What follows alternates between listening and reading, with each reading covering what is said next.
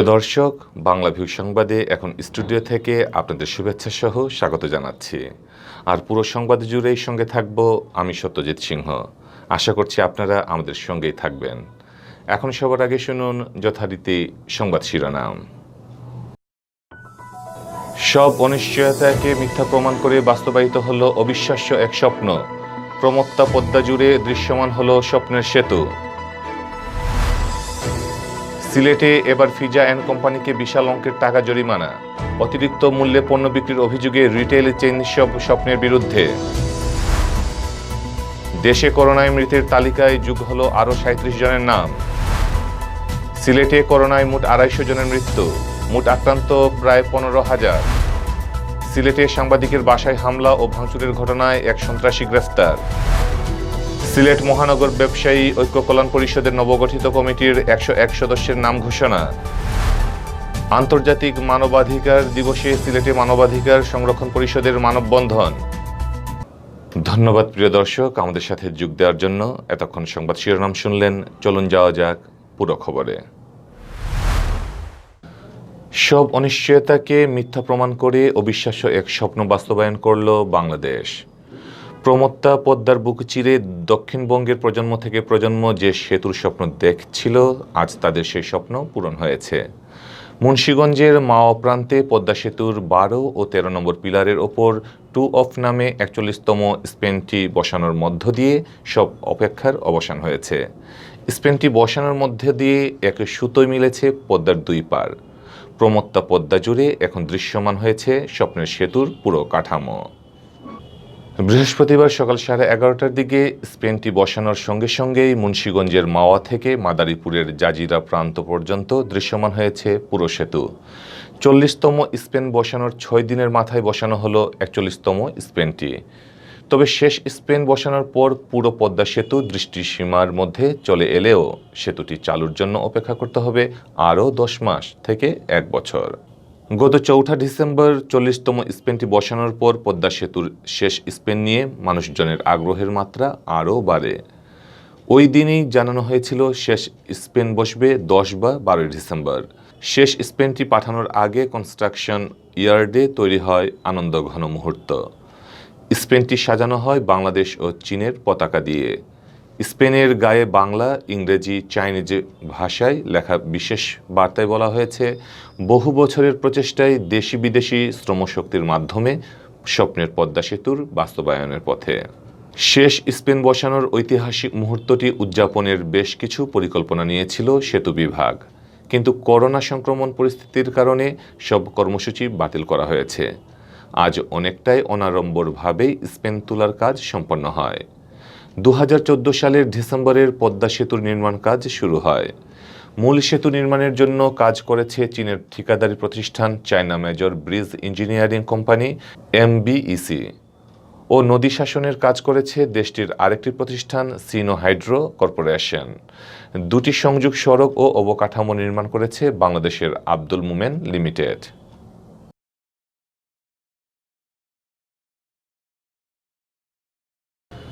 সিলেটে খাদ্যদ্রব্য তৈরি ও বিক্রয়কারী প্রতিষ্ঠানগুলোর বিরুদ্ধে জোর অভিযানে নেমেছে সংশ্লিষ্ট কর্তৃপক্ষ। এবার ফিজা অ্যান্ড কোম্পানিকে বিশাল অঙ্কের টাকা জরিমানা করেছে র্যাব-৯-এর ভ্রাম্যমাণ আদালত। অতিরিক্ত মূল্যে পণ্য বিক্রয় অভিযোগের সিলেটে রিটেইল চেইন স্বপ্নকেও জরিমানা করা হয়েছে। নোংরা ও অস্বাস্থ্যকর পরিবেশে খাবার প্রস্তুতসহ নানা অনিয়মের অভিযোগ ছিল ফিজার বিরুদ্ধে। বৃহস্পতিবার সকালে সিলেট নগরীর গুটাটিকর এলাকায় বিসিক শিল্পনগরীতে ফিজার ফ্যাক্টরিতে নির্বাহী ম্যাজিস্ট্রেট মোহাম্মদ আখতারুজ্জামান নেতৃত্বে অভিযান চালায় র্যাব-৯। অভিযানে অস্বাস্থ্যকর পরিবেশে মিষ্টি তৈরি ও সংরক্ষণের মতো গুরুতর অনিয়ম খুঁজে পায় র্যাবের দলটি। এছাড়াও সেখানে নিয়োজিত কর্মীরা স্বাস্থ্যবিধি লঙ্ঘন করেছেন বলে জানিয়েছেন র্যাব-৯ সিলেটের নির্বাহী ম্যাজিস্ট্রেট মোহাম্মদ আখতারুজ্জামান। তিনি জানান, অনিয়মের দায়ে ফিজার পরিচালক নজরুল ইসলাম বাবুলকে ৬ লক্ষ ও জেনারেল ম্যানেজার এহতেশাম মাবরুরকে ৩ লক্ষ, মোট ৯ লক্ষ টাকা জরিমানা করা হয়েছে। অনাদায়ে তাদেরকে ১.৫ মাসের বিনাশ্রম কারাদণ্ড দেওয়া হবে। এদিকে অতিরিক্ত মূল্যে আলু বিক্রি করায় সিলেটে রিটেইল চেইন স্বপ্নকে জরিমানা করেছে ভোক্তা অধিকার সংরক্ষণ অধিদপ্তর। সিলেটের স্বপ্নের আম্বরখানা শাখার একজন ক্রেতার অভিযোগের পরিপ্রেক্ষিতে শুনানিতে তা প্রমাণ হওয়ায় তাদের 4,000 টাকা জরিমানা করা হয়। গত 24 ঘন্টায় দেশে করোনায় আক্রান্ত মৃতের তালিকায় যোগ হয়েছে আরও 37 জনের নাম। তাদের নিয়ে মোট মৃতের সংখ্যা দাঁড়ালো 6,967 জনে। একই সময়ে 1,861 জনের মধ্যে করোনা সংক্রমণ ধরা পড়েছে, আর সুস্থ হয়েছেন 4,486 জন। বৃহস্পতিবার বিকালে সংবাদ মাধ্যমে বিজ্ঞপ্তি পাঠিয়ে স্বাস্থ্য অধিদপ্তর থেকে দেশে করোনা ভাইরাসের সংক্রমণ পরিস্থিতির সবশেষ এই তথ্য জানানো হয়। বিজ্ঞপ্তিতে বলা হয়, করোনা শনাক্তে গত একদিনে 140টি পরীক্ষাগারে অ্যান্টিজেন টেস্টের সহ 16,265টি নমুনা পরীক্ষা করা হয়। এসব পরীক্ষায় 1,861 জনের শরীরে করোনা শনাক্ত হয়। দেশে এ পর্যন্ত সরকারিভাবে 23,41,575 ও বেসরকারিভাবে 5,86,354টি নমুনা পরীক্ষা করা হয়েছে। এসব পরীক্ষায় 4,85,965 জন শনাক্ত হয়েছেন। বিজ্ঞপ্তিতে আরও জানানো হয়, নতুন মারা যাওয়া 37 জনের মধ্যে পুরুষ 28 জন আর নারী 9 জন। এ নিয়ে দেশে করোনা ভাইরাসে মোট মৃতের সংখ্যা হল 6,967 জনে। আইইডিসিআরের হিসাবে বাসা ও হাসপাতালে চিকিৎসাধীন আরও 4,486 জন রোগী সুস্থ হয়ে উঠেছেন গত একদিনে। তাতে সুস্থ রোগীর মোট সংখ্যা বেড়ে 4,10,452 জন। সিলেটে গত 5 দিনে করোনা ভাইরাস কেড়ে নিয়েছে 5 জনের প্রাণ। গতকাল বুধবার সিলেটে মারা গেছেন 2 জন করোনা আক্রান্ত ব্যক্তি। এই দুজনকে সিলেট বিভাগে মোট মৃতের সংখ্যা 250 স্পর্শ করল।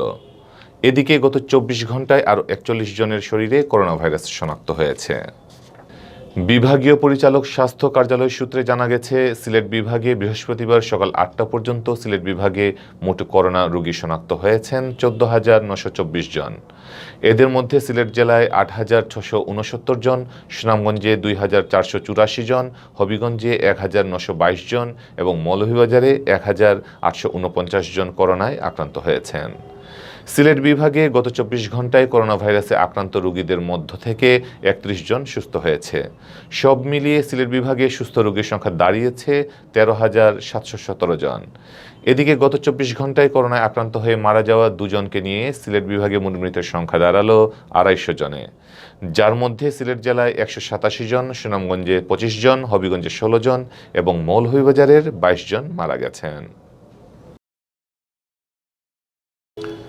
সিলেটের শাহপরান উপশহরের সাংবাদিক মুজিবুর রহমান ডালিমের বাসায় হামলা ভাঙচুর ও চাঁদাবাজির ঘটনায় দায়েরকৃত মামলায় একজনকে গ্রেফতার করেছে পুলিশ। বৃহস্পতিবার দুপুরে তাকে আদালতের মাধ্যমে কারাগারে প্রেরণ করেছে পুলিশ। গ্রেফতার হওয়া আসামির নাম রাজ মিয়া।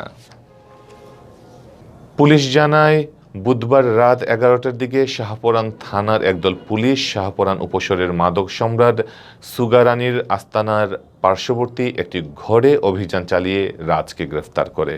এ ঘটনায় জড়িত অন্যান্য আসামিদের গ্রেফতারের অভিযান অব্যাহত রয়েছে বলে জানিয়েছেন পুলিশ। উল্লেখ্য, গত 26শে নভেম্বর রাতে সাংবাদিক মুজিবুর রহমান ডালিমের বাসায় হামলা, ভাঙচুর, লুটপাট ও চাঁদাবাজির ঘটনা ঘটে। সিলেট মহানগর ব্যবসায়ী ঐক্য কল্যাণ পরিষদের নবগঠিত কমিটির 101 সদস্যের নাম ও পদবি ঘোষণা করা হয়েছে।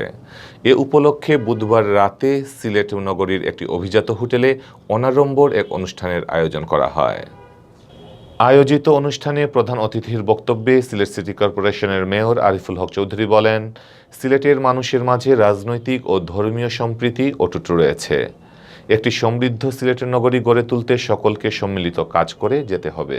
সিলেট মহানগর আওয়ামী লীগের সাধারণ সম্পাদক অধ্যাপক Zakir Hossain, the Sylhet chamber of commerce and ইন্ডাস্ট্রির সভাপতি আবু তাহের মোহাম্মদ শুয়েব, মহানগর আওয়ামী লীগের সাবেক সাধারণ সম্পাদক আসাদ উদ্দিন আহমদ, মহানগর বিএনপির ভারপ্রাপ্ত সাধারণ সম্পাদক আজমল বখত চৌধুরী, সাদেক, আব্দুল জব্বার জলিল ফাউন্ডেশনের চেয়ারম্যান আব্দুল জব্বার জলিল সহ আরও অনেকে।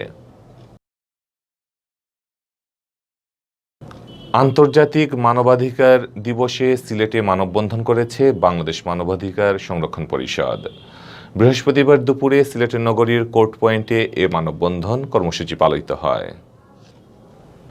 বাংলাদেশ মানবাধিকার সংরক্ষণ পরিষদের সভাপতি প্রিন্সিপাল মাওলানা শায়েখ মাহমুদুল হাসানের সভাপতিত্বে ও সাধারণ সম্পাদক মাওলানা শিব্বির আলম খানের পরিচালনায় মানববন্ধনে বক্তব্য রাখেন সাইখুল হাদিস মাওলানা আব্দুল মতিন ধনপুরি, সিলেট বিভাগ গণকল্যাণ ট্রাস্টের চেয়ারম্যান মাওলানা আব্দুল মালিক চৌধুরী, মাওলানা গাজী রহমতুল্লাহ। এ সময় বক্তারা বলেন, বিশ্ব শান্তি প্রতিষ্ঠায় প্রথমে বিশ্ব মানবাধিকার প্রতিষ্ঠার জন্য দায়িত্বশীল ভূমিকা পালন করতে হবে। সাথে সাথে সন্ত্রাস ও জঙ্গিবাদের বিরুদ্ধে সকল শ্রেণী পেশার মানুষকে রুখে দাঁড়াতে হবে। বক্তারা সাম্য, ভ্রাতৃত্ব ও অহিংস আন্দোলনের মাধ্যমে সকলকে এগিয়ে আসার আহ্বান জানান। প্রিয় দর্শক, দেখছিলেন বাংলা ভিউ রাতের সংবাদ। এতক্ষণ আমাদের সাথে থাকার জন্য ধন্যবাদ।